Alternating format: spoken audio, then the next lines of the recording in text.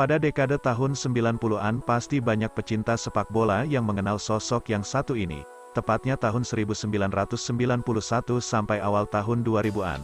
Pria yang sering berambut gondrong ini dikenal punya tendangan geledek yang ditakuti oleh kiper-kiper lawannya.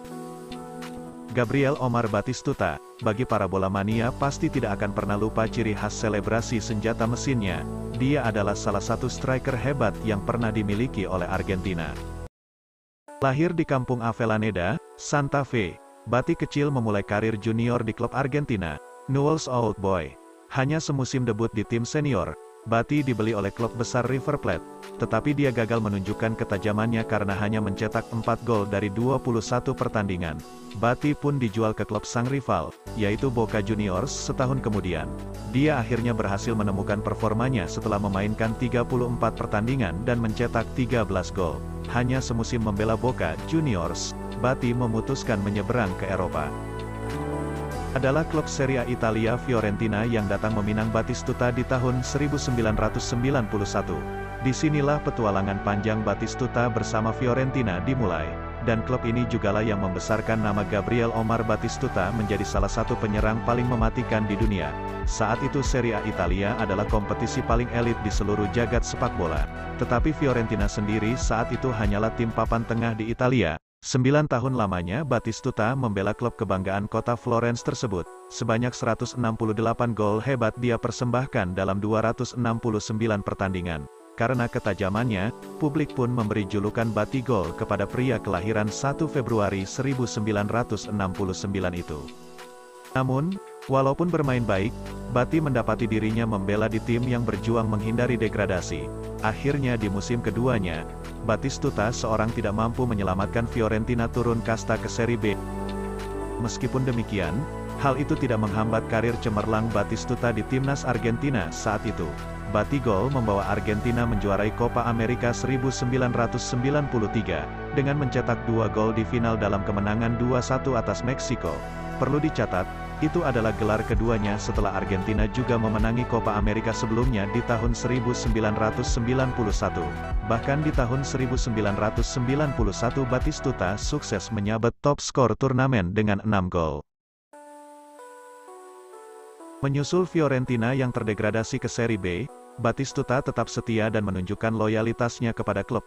Semusim kemudian, Batistuta membawa klub yang berjuluk La Viola itu kembali ke habitatnya.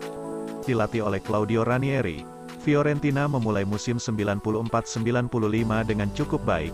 La Viola memang tidak mampu bersaing memenangi gelar juara, namun Batigol mengakhiri kompetisi sebagai top skor Serie A dengan 26 gol. Baru di musim berikutnya, Batistuta sukses mempersembahkan gelar juara Coppa Italia di mana dirinya mencetak gol kemenangan di 2 leg final melawan Atalanta. Musim-musim selanjutnya, Bati selalu sukses mencetak 20 gol atau lebih, di mana dia juga mencatatkan prestasi baru bersama La Viola saat mereka bermain di Liga Champions untuk pertama kalinya dalam sejarah usai bertengger di posisi ketiga Serie A musim 98-99. Fans Arsenal tentu tidak akan pernah lupa momen di phase grup Liga Champions 1998. The Gunners menjamu Fiorentina dalam matchday kelima di Stadion Wembley pada tanggal 27 Oktober. Arsenal adalah klub kuat yang dihuni sejumlah pemain bintang seperti Dennis Bergkamp, Patrick Vieira, Emmanuel Petit, Nwankwo Kanu, Tony Adams dan kiper timnas Inggris David Seaman. Namun harapan Arsenal untuk lolos dari phase group menemani Barcelona berantakan. La Viola sukses menyingkirkan Arsenal dan berhak lolos ke babak berikutnya. Gol semata wayang tercipta setelah Batistuta melakukan gerak tipu untuk mengecoh Tony Adams. Meskipun La Viola gagal melangkah jauh setelah dihentikan MU di babak berikutnya, tapi gol Batistuta sempat membuat nafas MU terancam.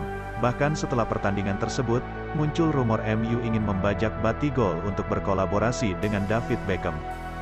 Tapi Batistuta menolak karena mimpinya untuk meraih gelar Serie A bersama Fiorentina belum tercapai. Namun setelah menunggu selama 9 tahun lamanya mimpi Scudetto tidak terwujud, akhirnya Batigol mencoba peruntungannya untuk pindah ke klub yang mampu memenuhi impiannya itu. Sederet klub besar Serie A seperti AC Milan, Inter Milan dan AS Roma berlomba-lomba mendapatkan tanda tangannya. Bati pun menjatuhkan pilihan kepada klub yang disebut terakhir, transfer terjadi antara Fiorentina dan AS Roma dengan mahar 36,2 juta euro. Alasannya memilih Giallo Rossi karena klub ibu kota tersebut memiliki misi yang sama dengan dirinya. AS Roma yang diasuh oleh pelatih berpengalaman Fabio Capello mempunyai sederet pemain muda yang penuh potensi. Tercatat beberapa pemain berkualitas AS Roma diantaranya, Kapten Francesco Totti, Vincenzo Montella, Damiano Tommasi, Emerson, Vincent Candela, Walter Samuel dan pemain asal Jepang Hidetoshi Nakata. Feeling Batistuta sangat tepat, memulai musim tahun 2001. AS Roma tancap gas hingga akhir kompetisi, baru musim pertama, Bati sukses meraih Scudetto yang diidamkannya. Dalam pertandingan penuh emosional menghadapi mantan klubnya Fiorentina, Batistuta mencetak gol semata wayang. Rekan-rekan datang menghampiri untuk merayakan golnya. Tapi Batigol menolak untuk selebrasi dan justru menitikkan air mata. Batistuta bertahan selama 3 tahun di AS Roma dengan catatan 30 gol dalam 63 pertandingan. Dia sempat menjalani masa pinjaman selama setengah musim di Inter Milan. Di ujung karirnya, Batigol merantau ke Qatar. Bati menghabiskan karirnya dengan klub Al Arabi selama 2 musim tahun 2003 sampai tahun 2005. Dia bermain sebanyak 18 pertandingan dan memberikan 25 gol. Karir internasionalnya berlangsung dari tahun 1991 hingga tahun 2002. Selain memenangkan 2 gelar Copa America, dia juga merupakan bagian dari tim sukses Argentina yang menjuarai Piala Konfederasi FIFA tahun 1992.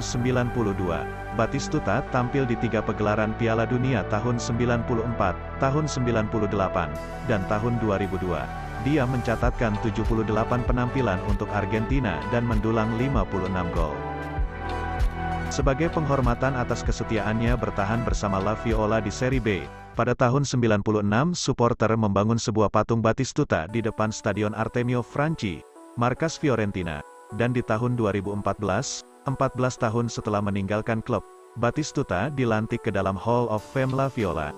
Dia sangat dihormati oleh rekan satu tim maupun lawan.